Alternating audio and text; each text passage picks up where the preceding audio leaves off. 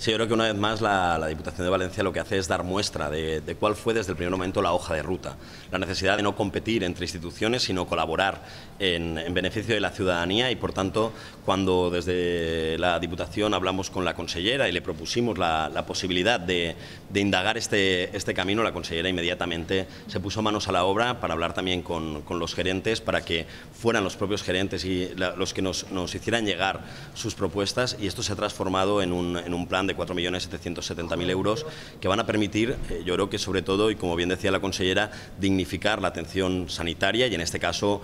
muy especialmente aquella de la que hacen uso el 90% de las personas que acuden a las asistencias médicas, que es la atención primaria. El porcentaje, digamos, de los 4.700.000, aproximadamente 3,5 millones van a proceder de la Diputación y 1.300.000 aproximadamente de la Consellería. La verdad es que en la Diputación de Valencia, con la figura del presidente de Jorge Rodríguez, lo hemos tenido muy fácil porque, como él ha expresado, ya veníamos colaborando dentro del ámbito del consorcio, que tengo que decir que aparte del dinero que se vehiculiza a través de la Diputación de Valencia, que viene del Ministerio,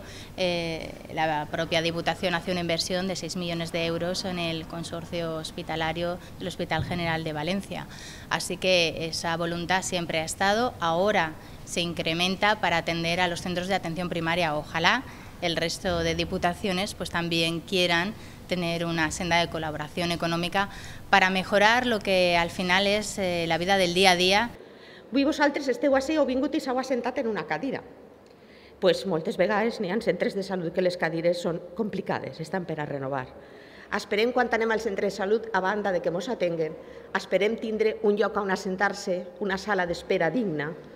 tindre les consultes per a que ens atenguen i no tindre que fer massa cua perquè falten consultes. Se van ampliar un munt de consultes en tots i cada un dels departaments. No se va actuar en un lloc, sinó en tots i cada un dels departaments. Se va actuar en climatització, és a dir, uno quan està, evidentment, està millor si no passa fred, si no passa calor, i que està en unes condicions que li ajuden a portar un poquet a millorar la seva situació complicada, que és per la que ha arribat a un centre de salut.